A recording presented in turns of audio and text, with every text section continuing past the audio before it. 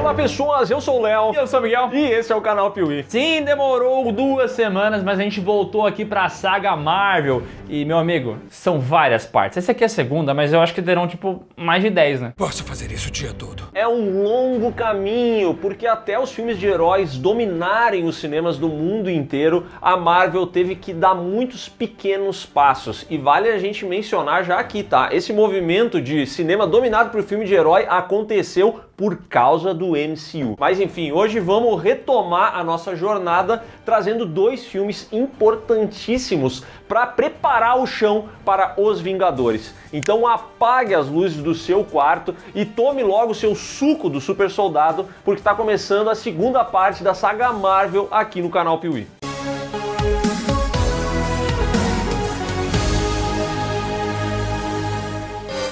Coisa bem triste é comprar uma roupa e não usar aquele blazer top que você investiu uma grana, você vai usar ele aonde? Um vestido lindo, mas que, sei lá, só serve para noites muito especiais. Aquela jaqueta grossa, pesada de inverno, mas onde você mora o mínimo que faz é 18 graus. Essas peças que você paga uma fortuna e usa 3 vezes na vida, sabe? Por isso que eu digo, o que vale a pena é comprar peça prática, que você pode usar na academia, pra ir no mercado, pra sair com a gata, pra ir na balada, pra dormir, por que não? Aliás, se quiser ir no evento formal, você até pode botar o blazerzinho por cima, ó.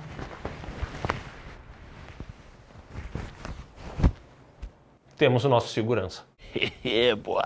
E as tech t-shirts da Insider são exatamente esse tipo de roupa. Camisetas que não desbotam, que desamassam no corpo e que possuem ação anti-odor. As tech t-shirts estão disponíveis em vários tamanhos, em várias cores, com modelagem masculina, feminina, tem pra todo mundo. E adquirindo os kits com 3 unidades você paga menos e utilizando o cupom PIUI12 você vai ganhar 12% de desconto em todo o site. Para comprar camiseta, para comprar bermuda, meia, cueca, tudo. E se já tiver os produtos em promoção?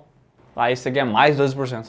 Nice! Sério, dá uma olhada no link na descrição, conheça as tech t-shirts que você vai perceber que de tech não é só o nome não, tá, amigo? Isso aqui, ó, salva a sua vida. Quer dizer, não salva a vida se você levar um tiro, por exemplo, não vai salvar a sua vida. Mas, por exemplo, eu tava na academia e depois eu quis ver a gata, não precisa nem trocar de camiseta. Eu já fiz isso. A minha namorada odiou, mas eu fiz. Cheguei pingando, fedido.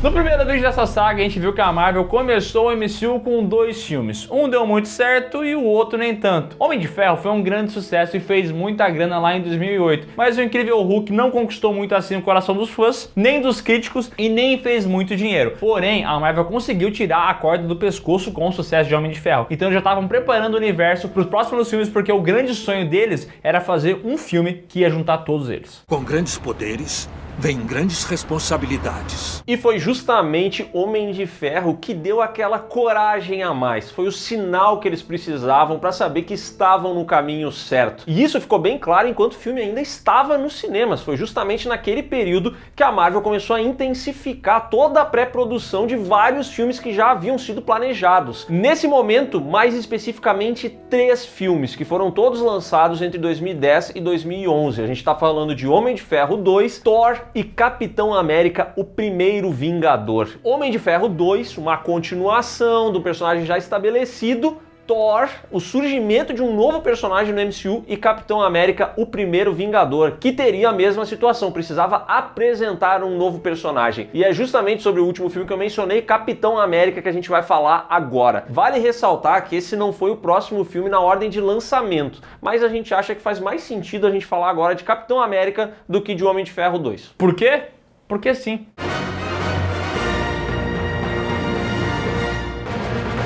Lançado em 2011 com o roteiro de Christopher Marco e Stephen McFeely de Vingadores Guerra Infinita, direção de Joe Johnston de Jumanji de 1995, Capitão América, o primeiro Vingador, começa nos dias atuais. A gente vê lá um pessoal chegando num lugar muito gelado, cavocando um monte de coisa. A gente fala, ué, o que será que é isso? Será que é a nave do ET Bilu? Bilu diz que está cansado.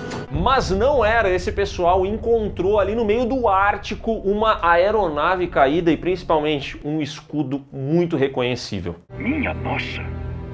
Base, me liga com o coronel. Isso aqui já esperou tempo bastante. O filme nos leva então a 1942 para mostrar como isso aconteceu, e ali nós conhecemos Johann Schmidt, o líder de uma divisão nazista chamada Hydra encontra o Tesseract, um objeto, um cubo misterioso que pertenceu ao próprio Odin. E assim, por enquanto, não fica muito claro o que é o Tesseract, mas spoiler, ele vai ser muito importante nessa saga porque dentro dele existe uma joia do infinito. Spoilers. Enquanto isso, o jovem americano Steven Rogers está tentando entrar no exército, só que ele tem um chassi de grilo, ele é muito magrinho, então ele não consegue passar nos testes, sem dizer que ele é asmático, ele é um entendeu? Calma aí, cara. Só que o amigo dele, o Buck, é um cara fortão, um cara que consegue entrar pro exército, e ele fala assim, olha, eu tô lá no exército, eu sei que você não vai conseguir, mas pra te alegrar, eu vou levar na exposição, a Expo Stark que tá acontecendo. Sabe de quem que é essa Expo Stark? Tony Stark. Não, do Howard Stark, pai do Tony Stark. Então eles estão lá apresentando o carro que voa, tecnologias 1000, e o Steve Rogers acaba conhecendo o tal do Dr. Erskine, que olha no cidadão e fala assim, ele é muito magrinho, mas ele tem um desejo de ser um grande soldado. Então eu acho que ele é essencial para um projeto que eu tô bolando.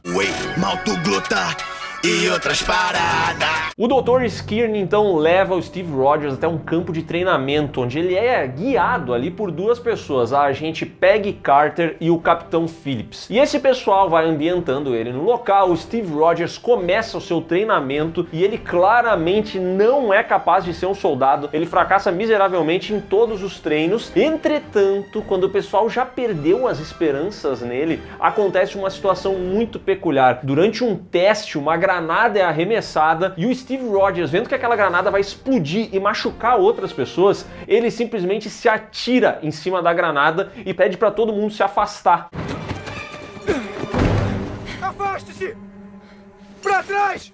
Detalhe, ele não sabia que isso era um teste, então Steve Rogers mostrou ali que ele estava disposto a sacrificar a própria vida em prol de todas aquelas outras pessoas. Burro e patriota, do jeito que o exército gosta. É disso que eu gosto. E vou dizer uma coisa, tá? Essa cena é a mais lembrada do filme porque ela é a melhor cena do filme, já que ela define muito bem a personalidade do Steve Rogers, esse cara que é leal, que é corajoso, que está disposto a dar a própria vida por outras pessoas. Uma cena maravilhosa que realmente mostra um personagem muito burro. Você não sabe a hora de parar, não é?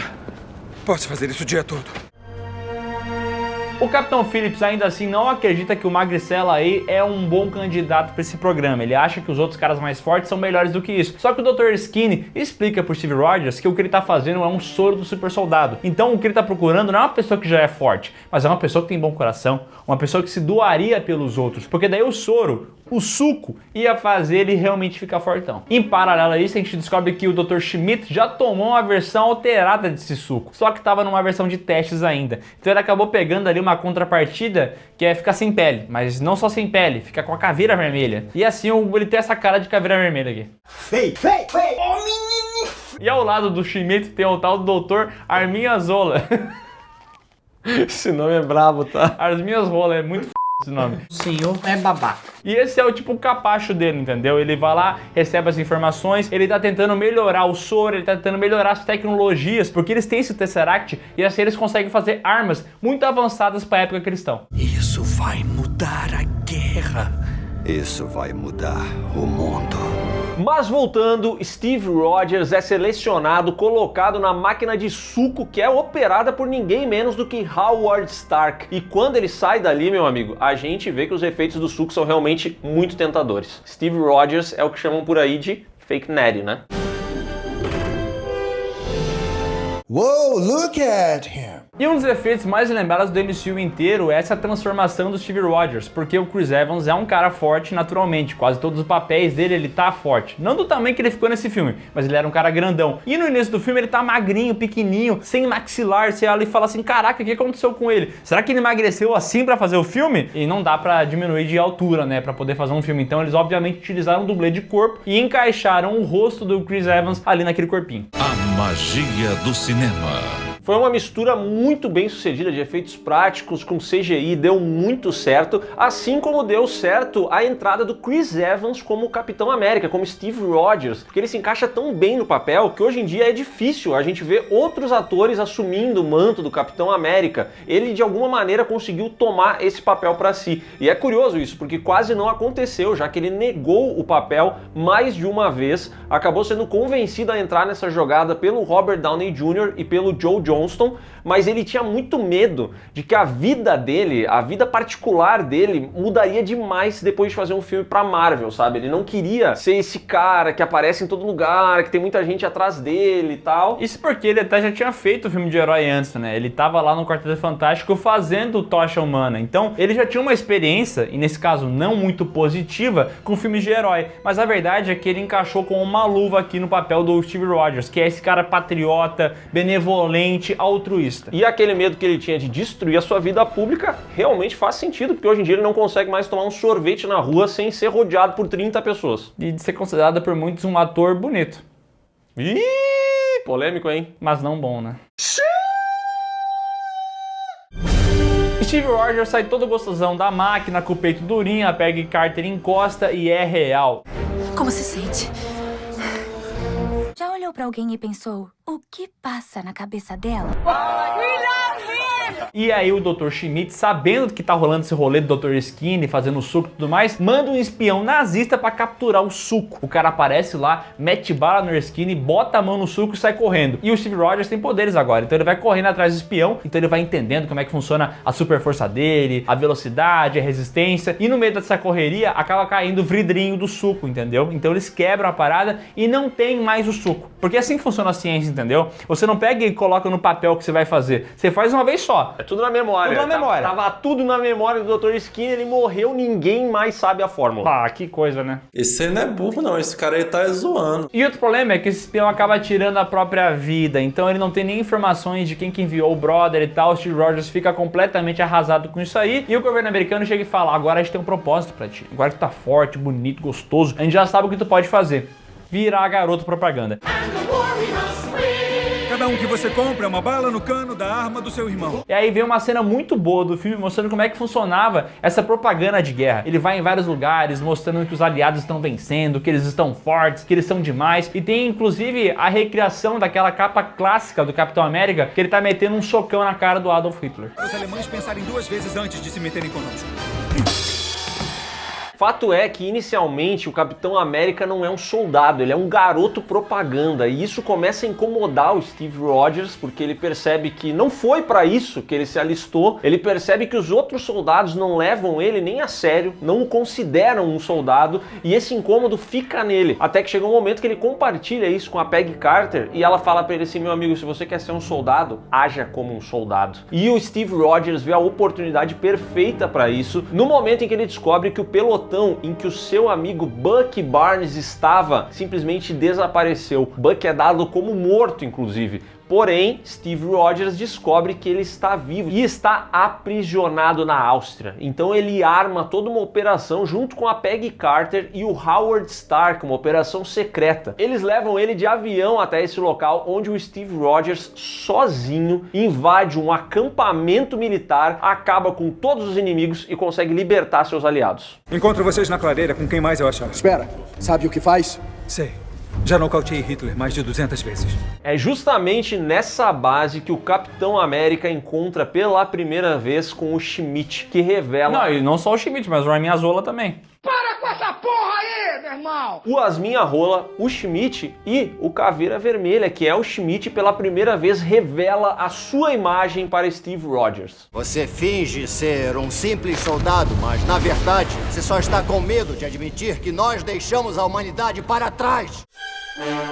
Vou falar um negócio pra vocês, tá? Da apresentação do Steve até a transformação, até essa parte da propaganda militar, esse filme aqui, ó, é perfeito. Ele cumpre muito bem o seu papel, ele consegue desenhar muito bem como é que funcionava a propaganda de guerra, essa parada visual, iconográfica de colocar ali a bandeira dos Estados Unidos e tudo mais. O problema é que a partir do momento que ele resgata o pessoal, aí o filme vira uma parada meio heróica que a gente já tá acostumado, né? Mais do que isso, o filme acaba dando uma corrida que até então ele não estava dando. E aqui a gente começa a ver as relações não se desenvolverem muito bem. Então o Steve Rogers com a Peggy Carter funciona peronomútil. A própria amizade dele com o Bucky, a gente percebe que eles são muito amigos, mas o roteiro não consegue desenvolver isso muito bem. E ele tem uma questão de passagem de tempo muito peculiar, porque às vezes parece que o Steve Rogers está vivendo várias aventuras com esses soldados em tipo assim, uma semana e meia, entendeu? Ele não consegue dar muito bem essa noção de tempo e as coisas ficam todas meio superficiais. Aliás, além de superficial, artificial. especial, porque esse filme aqui começa fazendo uma recriação dos anos 40 muito boa. O design de produção do filme é muito efetivo. Só que quando chega nessa cena de passagem do tempo,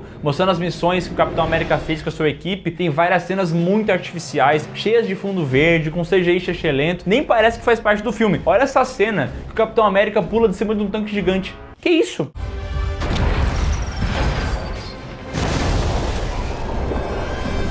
Olha que porcaria, olha. Fato é que depois de resgatar Buck e toda essa galera, o Steve forma essa equipe com outros soldados e começa a dizimar as bases da Hydra, agora com um uniforme mais bonito e um escudo de vibranium feito pelo próprio Howard Stark. E numa dessas ele acaba encontrando um trem onde tem o Dr. Yasmin Rola. E eles chegam lá pra capturar o brother pra pegar informações. Só que dá uma treta porque o que acontece? A Hydra tem essa tecnologia muito avançada, então as armas são muito potentes. Elas saem rainho azul, entendeu? Porra, é muito louco isso. Aliás, explica uma coisa, por que o efeito sonoro da arma dos nazistas é o mesmo efeito sonoro do Homem de Ferro? Aquele pi é o mesmo barulho. O mesmo.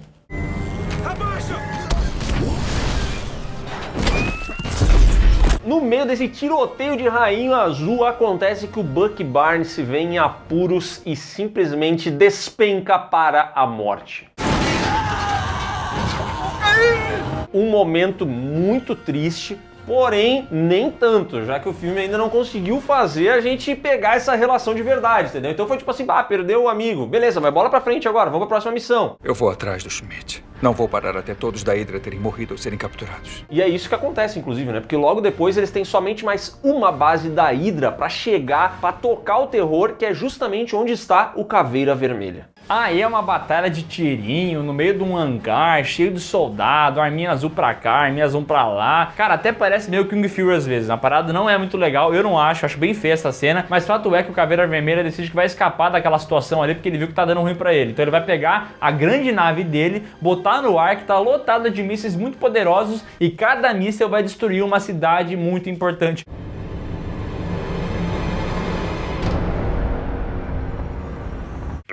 Acho engraçado a presença de espírito do pessoal da Hydra, que escreveu de tinta assim, em cada missa, tipo, Chicago, Nova York. Foram pensados especificamente para várias cidades e tinha uma pessoa trabalhando só com isso. Aquele pessoal que trabalha no mercado pra fazer o preço das coisas, sabe? Que sabe escrever de uma maneira legal, né?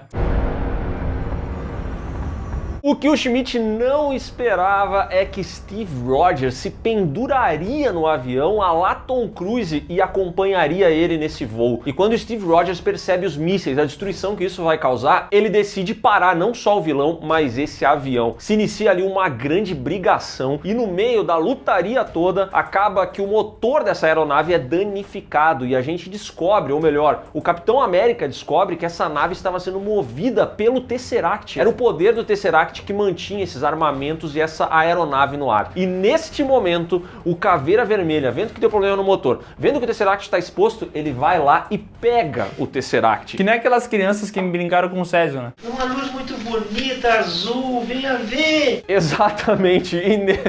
E é ali que acontece justamente esse momento no qual o Tesseract abre um buraco de minhoca que transporta o nosso Caveira Vermelha para algum lugar que nós não sabemos onde é. Ele simplesmente desaparece no maior Deus Ex Machina que a gente teve no MCU até então. Mas pode crer que no futuro eles vão reaver isso aí e vão dar uma explicação. Porque a Marvel é assim, se ela vê uma ponta solta no passado, ela dá um jeito de conectar no futuro. Sumiu!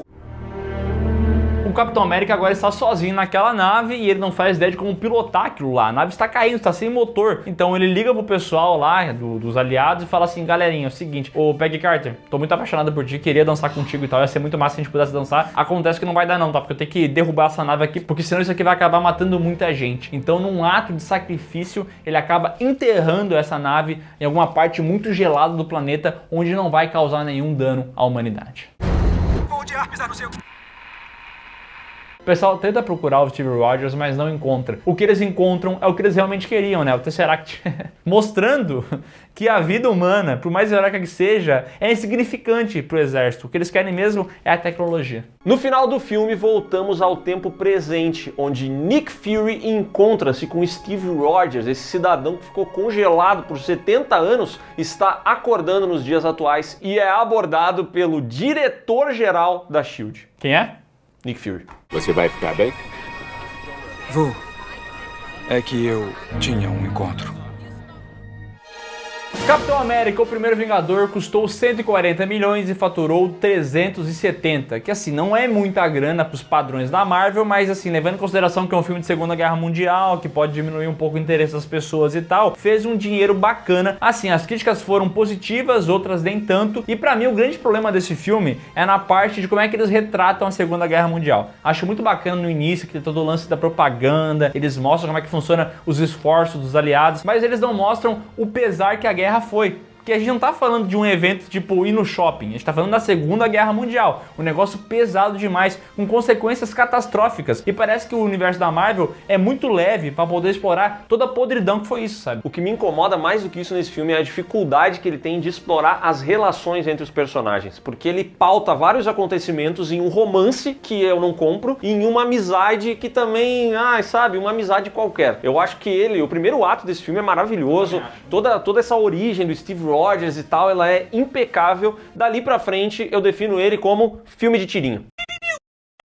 Mas uma coisa a gente precisa reconhecer, a essa altura do campeonato a Marvel sabia que precisava estabelecer os seus Vingadores. E se tem uma coisa que esse filme aqui fez muito bem, foi nos apresentar um Steve Rogers, um Capitão América bastante carismático, que se encaixou no papel e que com certeza cumpriu o papel aqui de virar já um membro muito querido dos Vingadores. E esse cliffhanger no final do Nick Fury falando pro cara que tem essa equipe que ele tá montando, deixa todo mundo esperançoso demais pro que vai vir na saga Marvel. Está aqui com uma missão, senhor? De tentar me trazer de volta ao mundo? De tentar salvar o mundo. Tá tudo bem que o nosso filme aí do Capitão América não fez muita grana em 2011. Isso porque em 2010 a Marvel tava lançando Homem de Ferro 2, o filme que 2 aninhos após o primeiro já tava chegando aí com toda a pompa e elegância pra encher o bolso da Marvel. Homem de Ferro 2. Lançaram em 2010 com o roteiro de Justin Trudeau de Trovão Tropical e direção de Jon Favreau do primeiro filme. Homem de Ferro 2 nos apresenta Ivan Vanko, um cara que tem um pai que tá na pior, tá pela bola 8. Então ele tá muito triste por causa do pai dele e porque a cara dele é muito feia, né? Muito feio! Mas toda essa feiura pode ser fruto de tristeza. Isso porque o nosso querido Vanko está vendo pela TV o sucesso de Tony Stark, as glórias indo pra ele, e ele tá percebendo que o seu pai ali do lado deveria ter recebido créditos por isso, porque inicialmente não fica muito claro, mas a gente sabe que de alguma maneira o pai do Vanko participou da construção do reator Ark. E aí ele fica assim, pai, eles não vão te dar os créditos pra isso? Então quer saber? Pode morrer, mas eu vou te vingar. E aí ele dá um gritão assim. E eu gostaria de falar que esse gritão é o primeiro indício que esse filme vai ter algumas cenas muito esquisitas, assim, bizarras. Pode ter mais um grito depois, vai vendo. 6 meses depois, o Tony Stark é convocado pelo governo americano a depor, porque o pessoal tá pedindo pra ele passar as informações de como é que faz a armadura, como é que faz o reator Ark, como é que faz essa energia, porque o governo americano quer poder utilizar isso no exército, é óbvio. Só que o Tony Stark fala, fui eu que fiz, é meu direito, é o país da liberdade, não sei o que lá. E aí o pessoal do governo americano chama o Rhodes pra depor, que supostamente é o brother do Tony Stark. E aí quando ele chega, a gente percebe que ele tá diferente, aparentemente fez alguma plástica, nem parece o mesmo ator. Quem é você, bicho? Isso porque realmente não é, né? Já que o primeiro ator gostaria de receber um pouquinho mais, assim, de repente alguma coisa meio que igual ao Robert Downey Jr. E aí o pessoal falou, não, quer saber, vai embora que a gente chama outro, né? Sabe daqui, meu! Essa sessão tá rolando ali no Senado, mas existe uma pessoa que está contra Tony Stark e não é pra salvar o mundo, não. Esse cidadão é Justin Hammer, o CEO das indústrias Hammer, porque o pessoal não tem muita criatividade, né? Os americanos não conseguem fazer empresas sem ser com seu sobrenome. É uma indústria que só faz aquela caminhoneta grandona que parece um caminhão? Não, é aquela indústria que só faz mostarda e ketchup. Não é aquela que só faz martelo? Você acha engraçado? Não, não é. Esse cidadão, na verdade, produz várias armas, talvez o martelo seja uma delas, e o Stark é basicamente o principal concorrente dele. Então ele quer ter acesso a essa tecnologia, e ele vai lá e fica largando um papinho de que é pra proteger a população, de que o Tony Stark não vai poder salvar todo mundo sempre, e aí ele tá no meio desse bolo, criando um impasse e um puta estresse pro Tony Stark. Sabe, nós vivemos num mundo de grandes ameaças, ameaças que o Sr. Stark não poderá prever sempre. Só que o Tony Stark é safo, ele dá aquela zoada boa no pessoal, inclusive hackeia as televisões que estão mostrando coisas muito comprometedoras a respeito do Tony Stark e mostra coisas comprometedoras a respeito do Hammer, que é um cara que tá tentando fazer armaduras parecidas com o do Tony Stark, mas como o filme deixa claro, o Hammer é o Tony Stark versão série C, sabe? Agora quem dá bola é o Santos. O Tony Stark tá sendo todo zoeiro e tal, mas na verdade eu acho que ele faz isso pra camuflar um medo que ele tem. Ele percebe que ele tá morrendo lentamente, sendo intoxicado com aquele reator que tá no peito dele. Acontece que ele é feito de paládio, esse paládio ele vai meio que envenenando o Tony Stark. E ele não tem uma solução melhor pra como evitar esse problema. Ele vai morrer lentamente por causa daquele reator no peito dele. O senhor está ficando sem tempo e sem opções. Vai morrer antes do Natal. O Tony guarda isso como um segredo pra si, mas ele já começa a prever os próximos passos. Ele não sabe se vai estar ali no futuro, então ele passa a direção das indústrias Stark para Pepper Potts, e quem assume o lugar da Pepper como uma secretária, uma assistente, é a tal da Natalie Rushman, uma mulher que parece muito braba. Braba até demais pra estar nesse cargo, eu diria. Nunca dê as costas ao seu adversário. Mesmo com tudo isso aí rolando, o Tony Stark é um bilionário, né? Então ele quer mais perder o tempo dele fazendo coisas que bilionários fazem. Então ele vai até o GP de Mônaco para dar uma pilotada e tudo mais. Só que no meio dessa corrida, ele é surpreendido por Ivan Vanko. Olha só, lembra que a gente viu no início do filme esse cara fazendo uma armadura, alguma coisa? Na verdade, ele usou toda aquela tecnologia para fazer um chicote do Beto Carreiro e cortar uns carros no meio. Sério que ele tinha essa tecnologia e ele usou num chicote? Ele fez o reator. O reator tá no peito dele, entendeu? Só que ele era fãzaço do Beto Carreiro, então ele pensou assim, qual é a melhor arma que eu posso fazer? Ele não tinha que fazer qualquer arma. Ele pensou no chicote. Cara, Fato é que o Tony Stark é obrigado a ativar sua maleta de ferro, e essa cena é maravilhosa, que a gente vê a transformação dele um pouco mais prática, com uma versão um pouco mais leve da armadura, e ele consegue se defender ali no meio daquele ataque do chicotão aí e acaba derrotando o cidadão. Acho curioso que esse cara aí, o Ivan Vanko, ele é atropelado no meio do rolê, mas aparentemente ele também tem super resistência, né? Porque não acontece nada com ele. Ele é tão feio que ele tem uma camada natural de feiura que o protege. Foi só um arranhão. Ivan Vanko é capturado, aprisionado, e o Tony Stark vai lá ter uma conversa pra entender por que esse cara atacou ele. E ali fica muito claro que o Ivan Vanko ele tava querendo ver o circo pegar fogo. Ele quer realmente tirar a vida do Tony Stark, ou pelo menos mostrar que o Tony Stark não é essa última bolacha do pacote, porque alguém consegue fazer a mesma tecnologia que ele. Um cara num porão na Rússia conseguiu fazer 2 chicotes maravilhosos. Então mais pessoas conseguiriam, entendeu? Então o povo não vai mais acreditar nele. Na sequência, Justin Hammer percebe que o cara fez um reator, foi lá, fez uma baguncinha, viu o chicotinho, achou bacana e simplesmente libertou esse cidadão da prisão pra botar ele trabalhar nas armaduras Hammer. Meu nome é Justin Hammer. Quero fazer negócios com você. A apresentação do Ivan Vanko é muito lembrada aqui nesse filme, porque de fato a gente vê que o personagem ele tem uma caracterização diferente, ele tem esse rosto aí do ator Mickey Rourke todo destruído, então a gente já consegue imaginar o passado dele, por que ele é assim, talvez ele seja um cara muito brigão e tudo mais, tem alguns traumas. E vou dizer uma coisa, tá? O Mickey Rourke, ele se esforça pra fazer um personagem interessante, né? Ele fez várias pesquisas de como funcionam prisões russas, foi atrás de tatuagens pra colocar no personagem, pagou os dentes de ouro do próprio bolso, entendeu? Ele fez toda uma pesquisa, infelizmente ele só se esqueceu da parte em que ele precisava atuar um pouco mais, então o personagem que não tem muitas falas acaba meio que ficando sem ter o que mostrar em vários momentos do filme. Na verdade, eu acho que nem culpa do Mickey Rourke, tá? É culpa do roteiro que realmente não coloca muita coisa pra ele, tem poucas cenas, poucas falas, mas pelo menos quando ele tem que atuar, ele manda o board dele, que eu acho muito bom. Acredito que ele fala pássaro, né? I want the board. Hey. Yes. I want my board. E por falar em personagem que fica meio escanteado, o mesmo vale pra Natalie Rushman, que futuramente, é óbvio, vai se tornar a Viúva Negra. Ela entra aqui como uma assistente, faz uma lutinha com o Happy Hogan de alguns minutinhos e depois ela fica esquecida no churrasco. É que esse roteiro é bem esquizofrênico, tá? Tem muita coisa acontecendo. Tem essa parada do Tony Stark morrendo, tem a parada ao mesmo tempo do Ivan Vanko, aí tem o Justin Hammer, daí tem o governo americano. É muita coisa acontecendo, tu não sabe pra onde o filme quer ir. Após o caos nas pistas, o Tony Stark tá pra comemorar o aniversário. E como ele acha que é o último aniversário da vida dele, ele resolve fazer uma festa de arromba. Ele vai lá, chama uma galera, bota a armadura, começa a tocar DJ, bebe um monte, enche a cara, faz um escarcéu. E aí o amigo dele, Rhodes, chega lá e vê isso acontecendo e percebe que esse cara tá sendo um perigo pra humanidade, que ele tá com uma armadura mortal, bêbado. Isso é ridículo, eu arrisquei a minha carreira por esse cara. Eu entendo, eu cuido disso. Deixa isso comigo. Então cuida. E o Rhodes, então, como quem não quer nada, vai até o armário do Tony Stark, pega uma armadura de outro modelo e decide no meio do aniversário que vai confrontar o seu amigo. Eu só vou falar uma vez. Pra fora!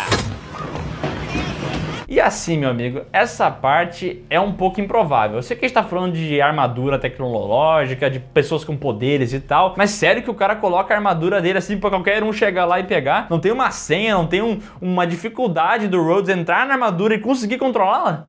A senha dele é muito fácil de adivinhar. Não, o Rhodes foi lá e como quem pega um casaquinho, botou a armadura, confrontou o Tony Stark, acabou com a festa da galera. E acabou com a casa também. Acabou com a casa e ainda levou a armadura embora pro exército americano estudar ela. Ele falou assim, bom, já que tu não vai dar armadura, agora eu nesse dia do teu aniversário decidi que essa armadura vai ser estudada assim. E ele vai embora com a armadura. Isso que é pra ser amigo, né? Esse é o amigo. Pega que o ladrão roubou! Na manhã seguinte, o Tony Stark, ainda meio de ressaca, vai comer um donut, vai dar um tempo ali, tomar um cafezinho, quando é abordado por Nick Fury. Ele mesmo chega lá, começa a trocar uma ideia com o Tony Stark e de cara já revela: Natalie Rushman não é a sua assistente, na verdade ela é uma agente da S.H.I.E.L.D. que estava aqui para te observar. Você tá demitida. Você não é meu chefe. E agora acho que é importante a gente explicar que a S.H.I.E.L.D. é essa agência de contra-espionagem que tem no mundo da Marvel. É como se fosse uma CIA, mas na verdade mais relacionada a esses assuntos de herói e tal. Então a gente vai ver aí o Nick Fury, que é o diretor-geral, e vários agentes. Eles são encarregados de ir atrás de pessoas que têm poderes, problemas acontecendo numa cidade ali, uma cidade aqui. É tipo a CIA do universo da Marvel mesmo. Essa é uma boa resposta. E aí o Nick Fury explica pro nosso querido Tony Stark que o Howard Stark é um dos membros fundadores da S.H.I.E.L.D. Ele ajudou a parada a se estabelecer, meteu uma grana lá. Então ele fala assim: ô Tony Stark, eu sei que você é habilidoso, é um gênio e tal, mas você tem que ser um pouco mais centrado, você tá fazendo muita merda. Meu Deus do céu, o que é isso? Ele também explica que o Anton Vanko, o pai do Ivan Vanko, foi o criador do reator Ark ao lado do Howard Stark. Só que o pai do Tony decidiu escantear o cara a partir do momento em que ele começou a querer vender essa tecnologia. Ele queria lucrar com isso. E o Howard Stark, que já tinha o rabo cheio de dinheiro, sejamos sinceros, não apoiou o cara. Apenas um poderá ganhar. Nessa conversa, o Nick Fury fala que o Howard Stark sempre viu o Tony Stark como a sua grande criação, como o futuro de tudo que ele tinha feito, que ele acreditava demais nessa criança, etc. E o Tony, então, vai pra casa e começa a fuçar nas coisas do pai. Começa a mexer o que meu pai deixou, e numa dessas ele encontra uma maquete na qual o Howard Stark escondeu a fórmula para um novo elemento, um elemento que não está na nossa tabela periódica. E aí o Tony Stark vê aquilo lá e com isso ele consegue fazer esse novo elemento e criar um novo reator Ark que não está mais matando ele. Basicamente é igual ao anterior, só que esse não faz mal. É tipo café descafeinado. E tem um formato de triângulo. E aproveita para montar armadura, pode fazer agora. E aqui, meu amigo, tem mais alguns problemas evidenciados nesse filme. Lembra que no primeiro ele fazia aquela tecnologia secrível, mostrando os testes, eles avançando a armadura e como é que ela funciona e tudo mais? Mesmo sendo extrapolado, a gente olhava para aquilo e falava assim: parece que tem um estudo científico por trás, entendeu? Mas agora, nesse momento que o cara liga um monte de raio, aponta para um pedacinho de prego e vira um triângulo de luz, aí você fala assim...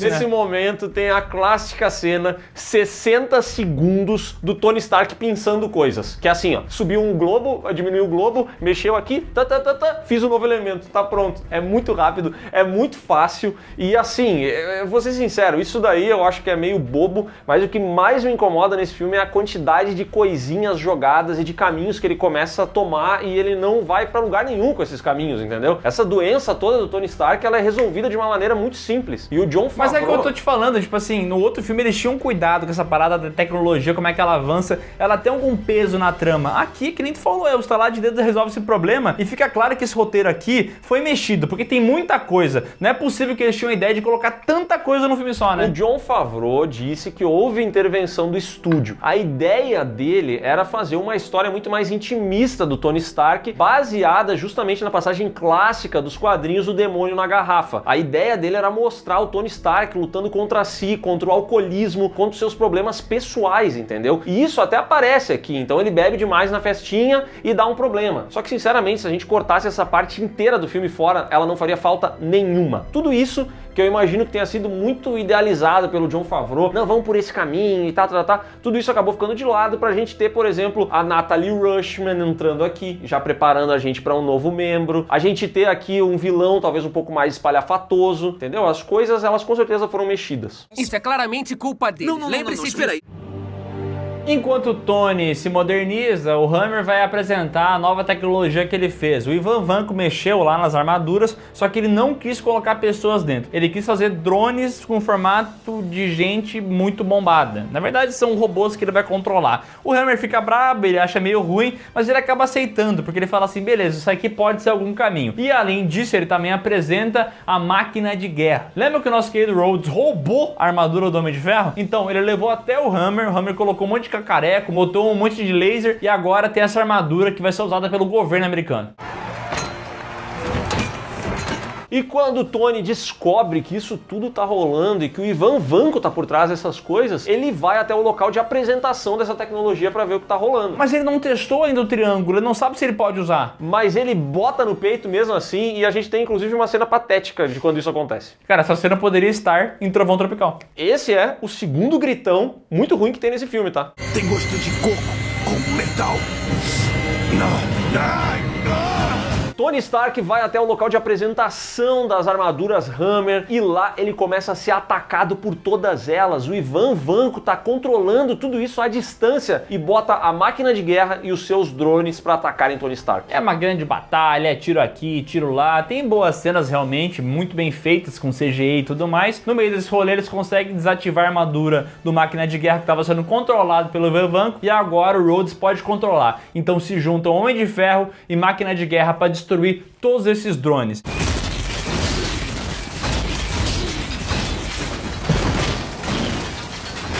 E tem uma coisa que o Miguel até esqueceu de tão irrelevante que é o fato da Natasha Romanoff entrar em ação pela primeira vez aqui, porque é ela que vai atrás do Ivan Vanko, tentando capturar o cara, aí ele não tá mais lá, e aí ela consegue hackear a armadura do máquina de guerra, desativar e liberar ele pra poder lutar ao lado do Tony Stark, entendeu? Essa é basicamente a única participação dela no filme e me impressiona como, mais uma vez, o hackeamento é muito fácil. Nossa, mas eles hackeiam, eles criam elementos. Ela chegou no computador, cara, é assim, ó.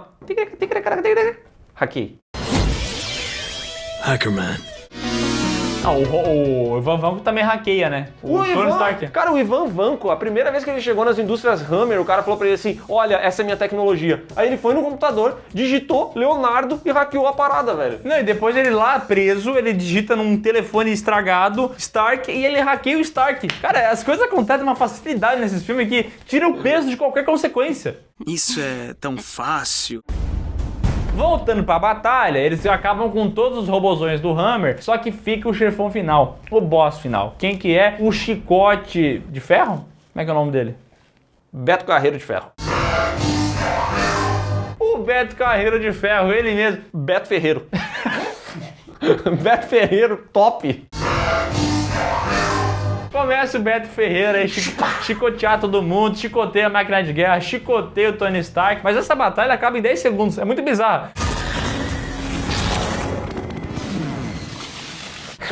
Cara, essa batalha é muito ruim. E eu acho que é o seguinte, eles olharam no relógio e já tinha tipo assim, caraca, 1h50 de filme já e nós estamos aqui, entendeu? A gente botou tanta coisa no meio. Vamos acabar, né? Vamos acabar rápido isso aqui. Então o cara dá 2 chicoteadas e do nada ele é destruído. É só isso. No fim, Potts se demite da empresa para assumir o cargo de romance do Tony Stark. Eles se beijam, é amor. Tony Stark agora também é consultor da SHIELD e vai ajudar essa galera a fazer os Vingadores. Na cena pós-crédito, a gente vê que eles encontram no meio do c... dos Estados Unidos um martelo no chão. Martelo de quem? Do Thor. Fala sobre o filme? É Thor.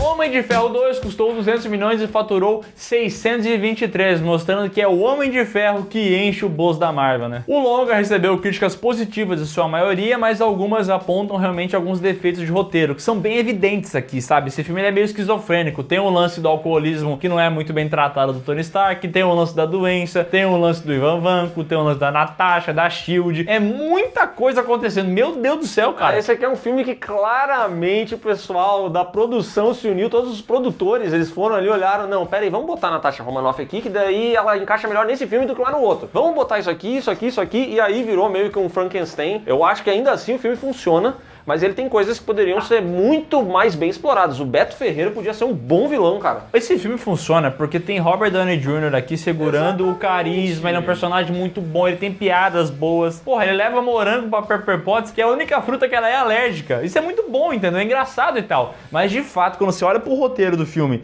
e se você tirar da equação o Tony Stark, esse filme aqui despenca, amigo, não sobra nada. Você não perdeu nada mesmo. Só que como o Miguel falou, mais uma vez o Tony Stark apareceu, brilhou, porém a Marvel sabe que uma andorinha só não faz verão. Então no próximo vídeo dessa saga a gente vai ver novos heróis se unindo à iniciativa Vingadores. Então é isso, pessoal. Se você gostou da segunda parte da saga Marvel, fique sabendo que vai ter mais umas 80. Deixa aqui seu comentário falando o que você acha desses filmes que a gente falou hoje. Não esquece de conferir os links na descrição e ativa o sininho aqui do canal, porque essa saga não sai todas as semanas, entendeu? Então você tem que ficar ligado pra perceber quando que sai uma nova parte da saga Marvel. Ela sai de acordo com a vontade do patrão.